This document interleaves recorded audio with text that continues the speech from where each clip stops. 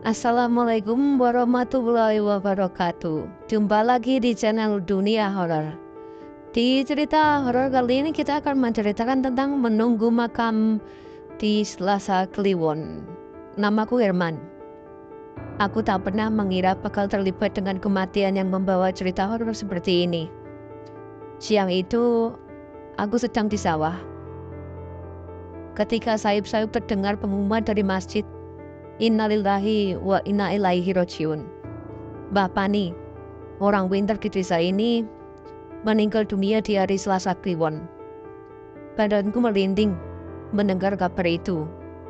Mbah Pani sosok yang disegani di kampung kami, meninggal di hari yang dianggap keramat.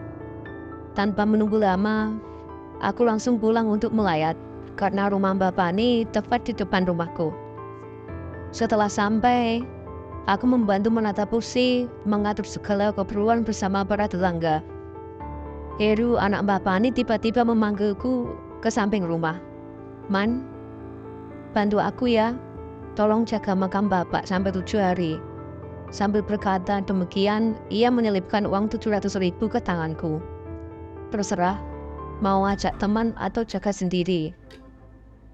Aku belum sempat menjawab. Heru sudah berbalik sambil berkata, "Matur suwun Man, aku percaya sama kamu." Aku mendesah. Wah, aku benar-benar terjebak dalam tugas yang tak terduga ini. Meski sedikit khawatir, aku ingat alasan kenapa makam harus dijaga. Mbah Pani meninggal di hari Selasa Kliwon, waktu yang dipercaya membawa aura mistis di kampung kami. Banyak yang mengincar tali pocong atau kain kafan dari orang yang meninggal di hari keramat seperti ini untuk ritual ilmu gaib. Malam itu, aku menghubungi Yanto, temanku yang terkenal pemberani. Setelah menjelaskan keadaannya, Yanto setuju ikut berjaga. "Tenang Man, aku bawa sender besar dan segelas kopi," katanya sambil tertawa. Tapi aku tahu, tawa itu sekedar menutupi ketegangannya. Malam pun tiba, aku membantu mempersiapkan tahlilan di rumah Mbah Pani. Dan setelah acara selesai, aku kembali mengobrol sama Mas Heru. "Gimana Man nanti malam? Jangan lupa ya. Semua keluarga di rumah juga tirakat, tidur di lantai, beralaskan tikar selama 7 hari, ujar Mas Heru.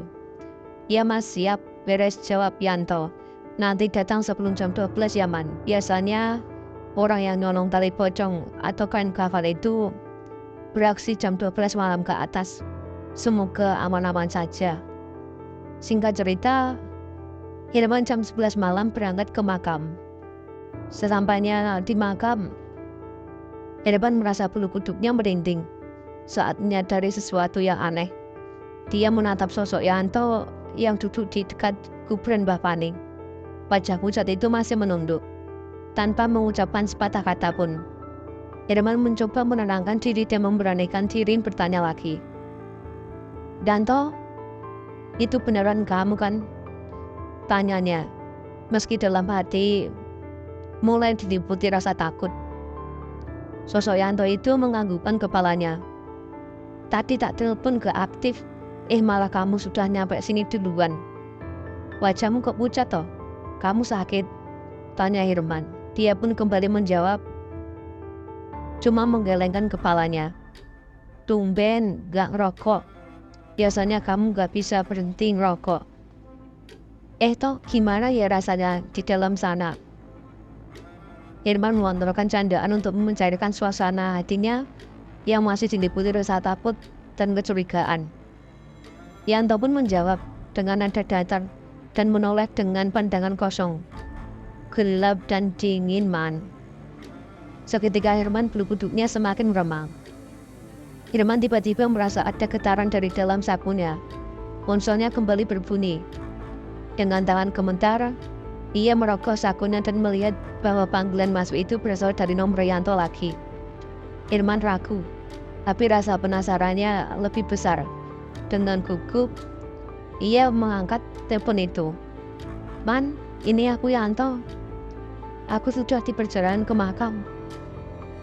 Kamu masih di sana kan?" Herman terwaku mendengar suara Yanto yang terdengar nyata dan hidup. sangat berbeda dari sosok di sampingnya yang kini menatapnya dengan senyum yang aneh. Jantung Herman berdetak semakin kencang. Dengan napas tersengal, ia menjawab lirih. Toh, kalau kamu di jalan, terus yang disambungku ini siapa? Herman terpaku. Darahnya seolah membeku. Kalau Yanto sedang di jalan, lalu siapa yang ada di sebelahku? Pikirnya dengan napas semakin berat. Perlahan-lahan, Herman melirik sosok di sebelahnya. Bayangan itu masih duduk, diam. Wajahnya tertunduk pucat dengan ekspresi yang datar. Seolah-olah hanya sebuah patung hidup tanpa jiwa. Seketika Herman merasa tubuhnya berat dan sulit untuk bergerak. Matanya terpaku pada sosok Yanto palsu itu, yang perlahan-lahan mengangkat kepalanya dan menatap Herman. Tatapan itu kosong, dingin dan dalam. Tidak ada kehidupan di dalam mata itu, hanya kegelapan yang mematikan. Herman merasakan udara di sekitarnya semakin dingin. Napasnya tersengal. Ia mencoba membaca doa dalam hatinya. Namun, ketakutan membuat sulit berkonsentrasi. Perlahan, sosok itu membuka mulutnya dan tersenyum aneh. Senyum yang terlalu lebar dan tak wajar. Toh, Yanto, suara Herman itu getar. Sosok itu tak menjawab, hanya menatapnya dengan senyum yang semakin lebar. Tiba-tiba, mendengar suara langkah kaki yang semakin mendekat dari arah gerbang makam. Herman menoleh ke arah suara itu dan melihat Yanto yang asli berjalan dengan membawa senter besar di tangannya. Man, kenapa berdiri di situ? Teriak Yanto dengan suara keras. Saat itu juga, Herman menoleh kembali ke sampingnya. Tapi sosok yang tadi duduk di sebelahnya sudah menghilang. Tidak ada jejak, hanya udara dingin yang menyelimuti dan rasa takut yang masih membekas. Yanto bergegas mendekat, menyadari raut ketakutan di wajah Herman. Ada apa, Man? Tanya Yanto dengan nada khawatir. Herman mencoba menenangkan diri sebelum akhirnya menceritakan kejadian ganjil yang baru saja dialaminya. Toh, barusan aku lihat sosok yang mirip banget sama kamu di dekat makam Mbah Pani. Waktu aku sapa, dia cuma mengangguk tanpa bicara. Kupikir itu kamu. Jadi aku jalan masuk dan duduk di sana sebentar. Tapi pas kamu telepon aku tadi, aku langsung sadar. Lah yang di sampingmu tadi itu siapa? Mendengar cerita Herman, Yanto jadi terdiam. Wajahnya ikut berubah serius, meski awalnya hanya ingin bercanda. Udah Man, mungkin itu cuma pikiranmu saja, kata Yanto, berusaha menenangkan meskipun dirinya pun merasa ada yang tidak beres. Akhirnya mereka berdua memutuskan untuk berjaga di makam Mbah Pani, memenuhi amanah keluarga untuk menjaga makam selama 7 malam penuh. Malam pertama berlalu cukup tenang. Meski mereka sesekali mendengar suara langkah-langkah kecil di balik pepohonan yang tidak bisa mereka lihat sumbernya. Setiap kali Herman menyorotkan lampu petroma ke arah suara, tidak ada apa-apa di sana. Hanya keheningan yang kembali menyelimuti. Pada malam kedua, keadaan mulai terasa semakin ganjil. Saat tengah malam, tiba-tiba mereka mendengar suara seperti ketukan belang di nisan Mbah Pani. Herman dan Yanto berpandangan satu sama lain, memastikan bahwa mereka berdua mendengar hal yang sama.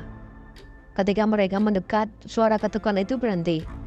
Namun, begitu mereka mundur, suara itu muncul kembali, membuat bulu kuduk mereka meremang. Malam-malam berikutnya semakin mencekam. Pada malam ketiga, sosok bayangan hitam mulai tampak di sudut pandang mereka. Berdiri diam di antara pepohonan.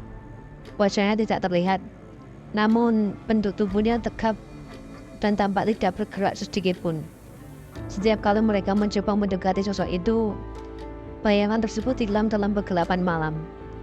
Mereka mulai merasakan kehadirannya mengawasi. Seperti ada mata yang selalu menatap mereka di setiap sudut makam. Pada malam kelima, keanehan semakin menjadi-jadi. Yanto sempat merasa tubuhnya ditarik oleh sesuatu yang tidak terlihat ketika ia berjalan melewati pusaran. Irman pun mendengar suara tawa kecil yang melayang di udara. Tapi ketika ia memandang sekeliling, tidak ada siapa-siapa. Tidak ada siapapun di sana. Ketika malam ketujuh tiba, mereka berdua merasa lega karena akhirnya tugas menjaga makam hampir selesai. Namun, justru pada malam itu, hal yang paling menyeramkan terjadi. Saat Irman dan Yanto duduk di dekat makam sambil berbincang pelan, tiba-tiba lampu petromak mereka berkedip-kedip, lalu mati. Kegelapan menelan mereka, dan hanya suara angin yang mendesis di antara pepohonan yang terdengar. Tiba-tiba terdengar suara pelan yang lirih, memanggil, "Irman, Yanto." Keduanya membeku, merasakan hawa dingin menjalar. Suara itu terasa dekat, seolah-olah berasal dari seseorang yang ada tepat di belakang mereka. Dengan beranikan diri, Irman menoleh dan melihat bayangan samar yang melayang di udara, perlahan mendekati mereka. Sosok itu semakin jelas, wajahnya pucat dengan sorot mata kosong dan tatapan yang tajam.